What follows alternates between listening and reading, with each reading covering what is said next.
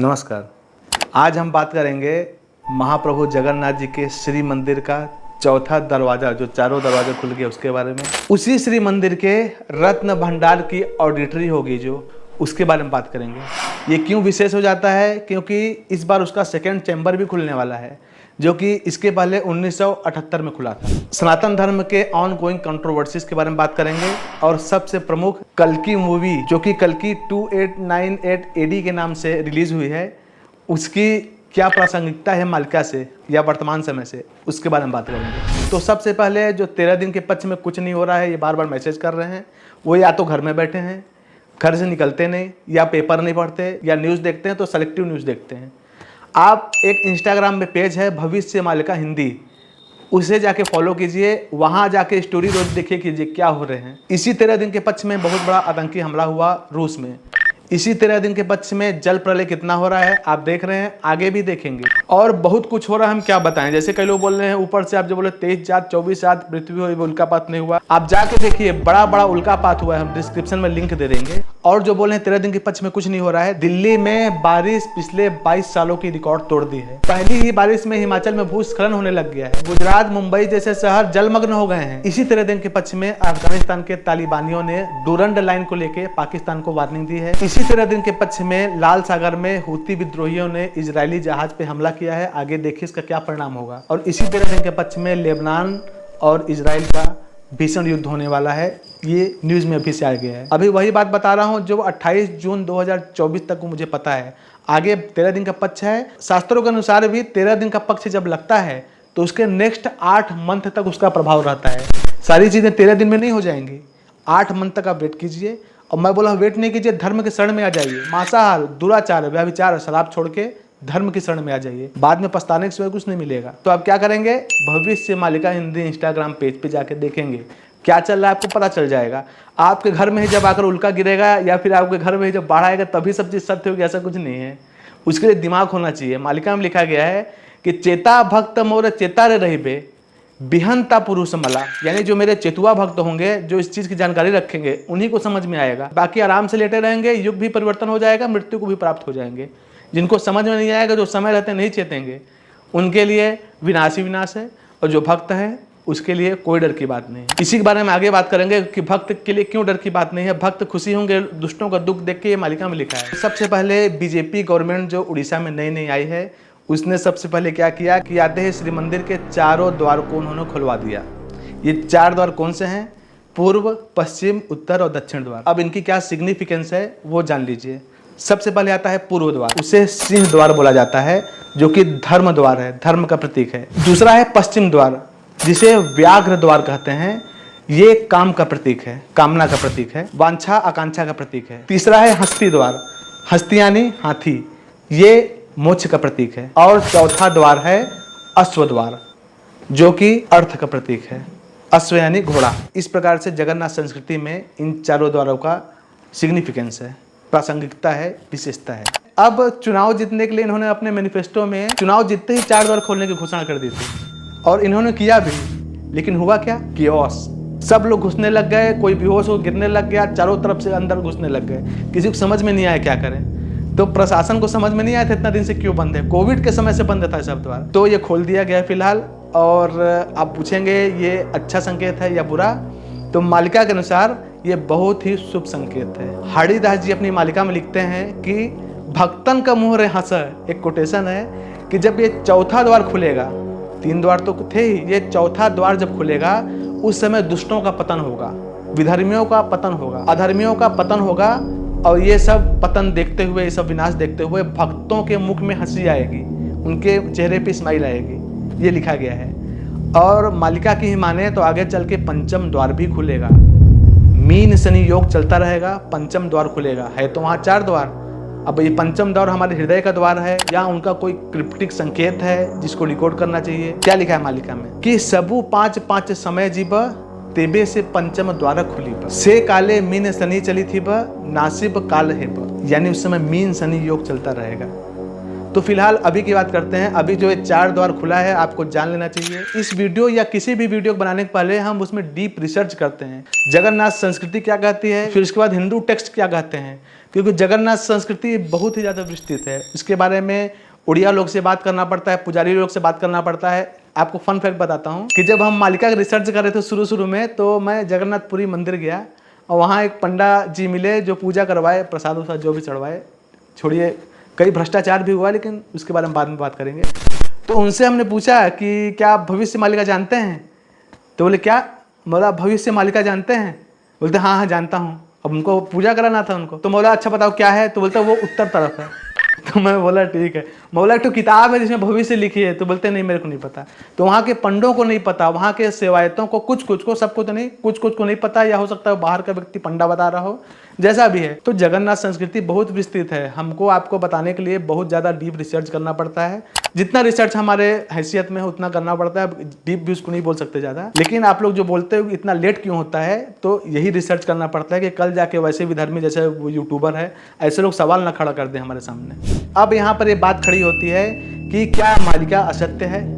आज से 600 साल पहले बताया गया था कि चौथा द्वार खोल दिया जाएगा कलयुग के अंत में, और पंचम द्वार की भी बात की गई है। इसी प्रकार से क्या बोला गया है कि मेरे नीलांचल में चोरी होगा। नीलांचल यानी श्री क्षेत्र यानी जगन्नाथ जी धाम में चोरी होगा, और चोरी हुआ लक्ष्मी जी का मुकुट। उसमें लिखा है कि बड़ देवरे पत्थर खसू पड़ी थी बे थर कुथर लो जाई पुला तू ही देखिबू बेनी नेत्र, यानी बलदेव जो जगन्नाथ जी का मंदिर है उसमें पत्थर खसेगा, खिसकेगा, गिरेगा नीचे, और थरा कुथरा बार बार, और तुम देखोगे अपने इन दोनों नेत्रों से।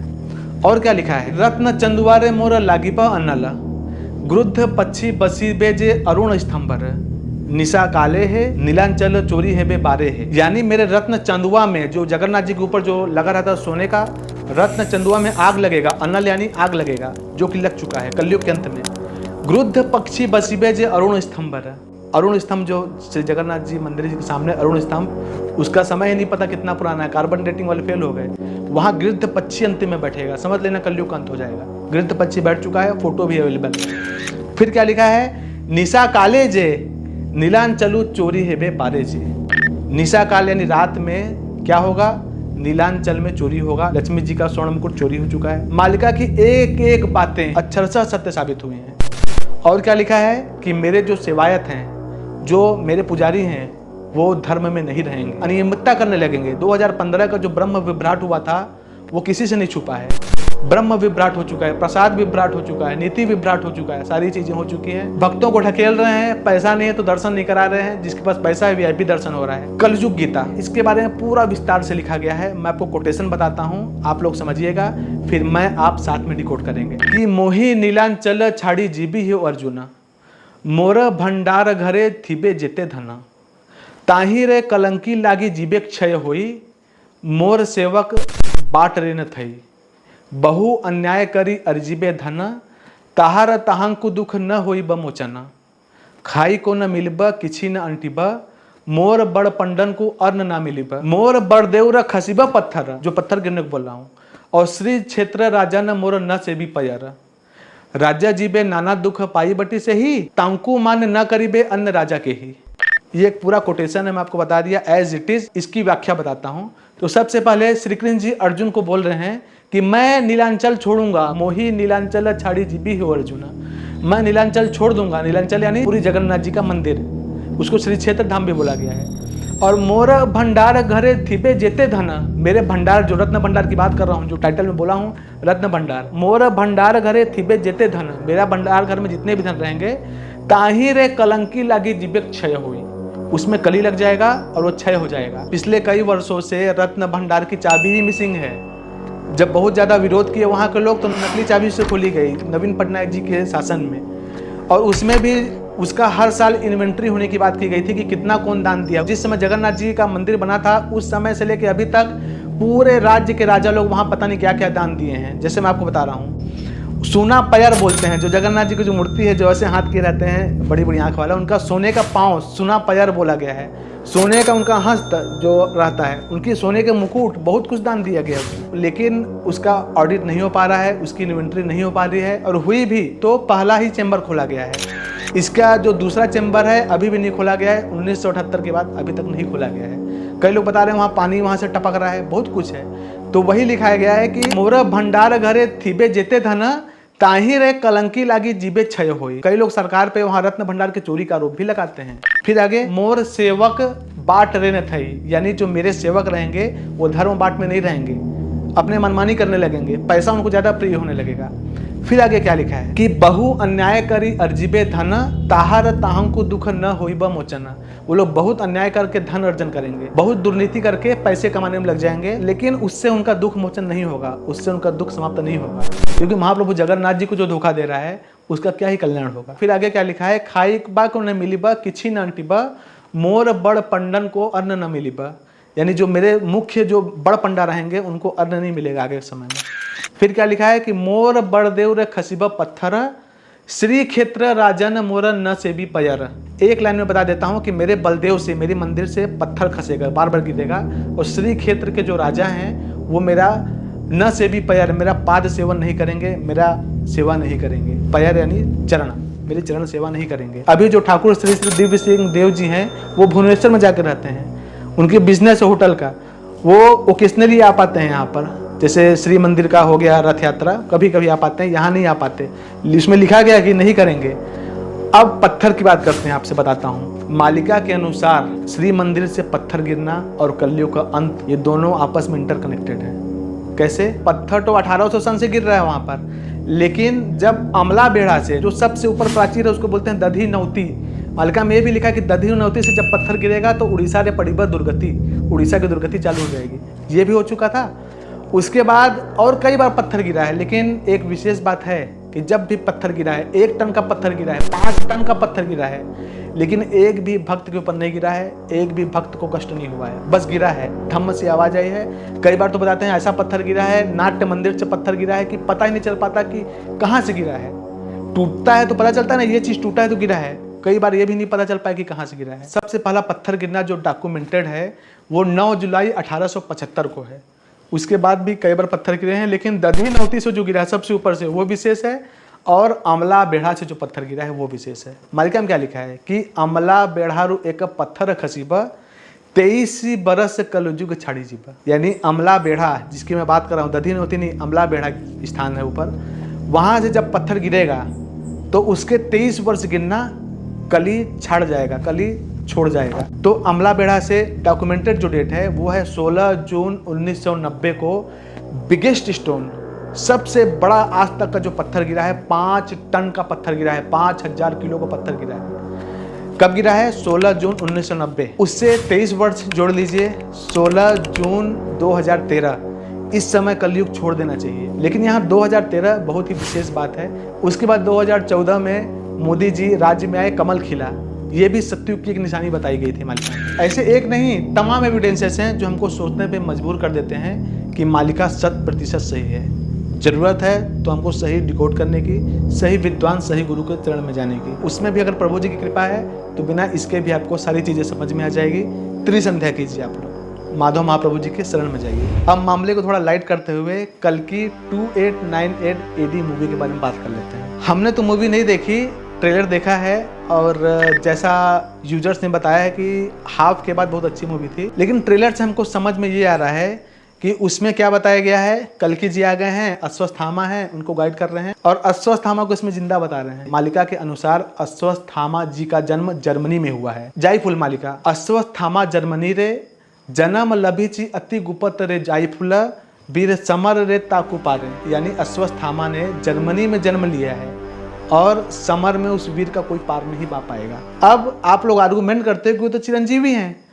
आपको इसलिए बोलता हूँ सनातन धर्म का ग्रंथ पढ़ना चाहिए। केवल तिलक लगा लेने से ऑनलाइन रील के सनातनी बन जाओगे, लेकिन जब तक अपने शास्त्र का अध्ययन नहीं करोगे ना, तब तक ऐसे ही विधर्मियों और कुछ सनातन धर्म का जो चलाते हैं वो लोग भी बहुत सा ब्लंडर मार रहे हैं। अश्वत्थामा चिरंजीवी थे, ना कि अमर। अमरत्व तो किसी को ऐसे ही प्राप्त नहीं हो जाता। अमरत्व तो यानी इटर्नल, हमेशा जिएंगे। चिरंजीवी यानी लंबा जिएंगे। अब मैं आपको बताता हूँ, जो कृष्ण जी ने उनको श्राप दिया था, महाभारत अगर आप पढ़ेंगे तो वो केवल 3000 वर्षों के लिए दिया था कि जाओ तुमको मैं श्राप देता हूँ कि तुम 3000 वर्षों तक भटकोगे, किसी से बात नहीं कर पाओगे, किसी से अपनी संवेदना व्यक्त नहीं कर पाओगे और तुमको आपराधिक रूप में लोग देखेंगे। और एक उड़िया दंत कथा के अनुसार शिव जी की उपासना करके उसने श्राप से मुक्ति भी पा ली थी। जो आजकल आज तक में और बहुत से यूट्यूबर बताते हैं कि हमने अश्वत्थामा को देखा ना, उनका जन्म जर्मनी में हो चुका है और वो चिरंजीवी थे, ना कि अमर। ये बात क्लियर रहना चाहिए आपके दिमाग में। तो ये जो मूवी है ये निकली बहुत अच्छी बात है। ये भी इस बात की ओर इशारा कर रही है कि चारों तरफ कल्कि हो रहा है, चारों तरफ कल्कि होगा प्रभु के सतरंग में, जो कि अभी चल रहा है। मालिका में लिखा है सत्य उपजीव सतरंग। जब प्रभु जी का सतरंग चलेगा तो सत्य उपजेगा। प्रभु जी का जन्म हो चुका है, 17 अंक चल रहा है। अंक का गणना बहुत ही क्लिष्ट है, बहुत कॉम्प्लिकेटेड है, लेकिन समझिए सतरंग चल रहा है। पूरा उनका लिखा गया तरक की थिबु 13 कु 14 15 लागब हुंदर सत्य उपजीव 17 कु। तो मालिका की बात सत्य हो रही है, हर जगह कल्कि हो रहा है, हर जगह मालिका की चर्चा होगी। मालिका में लिखा है, आप लोग पूछते हैं कि मालिका अभी तक कहाँ थी। मालिका में स्वयं में लिखा है कि जब अंत समय होगा तभी इसका प्रचार होगा। मालिका में क्या लिखा है कि बारण बेड़ से जहूँ होई ब ग्रंथ ठाबे ठाबे आदर है ब। जब अंत समय होगा उस समय ये मेरा ग्रंथ अच्युतानंद दास जी लिखते हैं, जगह जगह आदर पाएगा। और बताता हूँ आगे क्या होगा। इन्हीं माधव महाप्रभु जी का, जिनका लोग बुराई कर रहे हैं, हर जगह इनकी जय घोष होगी। माधव माधव नित्य चहटी पड़ी ब, देखा बेलंकु के ही चिन्ह न पारी ब। यानी हर जगह माधव माधव की चहट पड़ेगी, माधव माधव का जय जयकार होगा और कोई प्रभु जी को देख के भी पहचान नहीं पाएगा, अनटिल और अनलेस वो भक्त हो। अंत में बस वही कहूँगा जो हर बार कहता हूँ कि इस घोर महाकलयुग जो कि अंत के समीप है, इस समय कोई किसी का नहीं है। सबका ईगो इतना ऊपर बढ़ा हुआ है कि बड़े बड़े संतों से जाके नाक रगड़वा के माफी मंगवा रहे हैं। इतना ज्यादा ईगो बढ़ गया संतों का। ऐसे समय में कल्याण हेतु 3 काम करें। पहला माधव नाम जप, दूसरा त्रिसंध्या धारा और तीसरा श्रीमद् भागवत महापुराण पठन। ये सब करने के पहले शाकाहारी हो जाएं, सदाचारी हो जाएं। वही श्री कृष्ण जी, वही चैतन्य जी, वही महाप्रभु कल्कि जी माधव नाम से आए हैं, उसमें कोई भेद नहीं है। महादेव महाप्रभु कल्कि में कोई भेद नहीं है।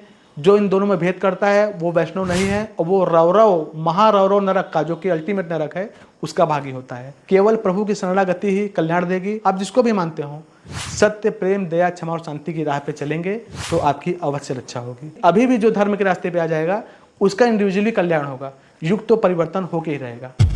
इसी तरीके की वीडियो देखने के लिए बने रहें मालिका वचन के साथ। तब तक के लिए नमस्कार।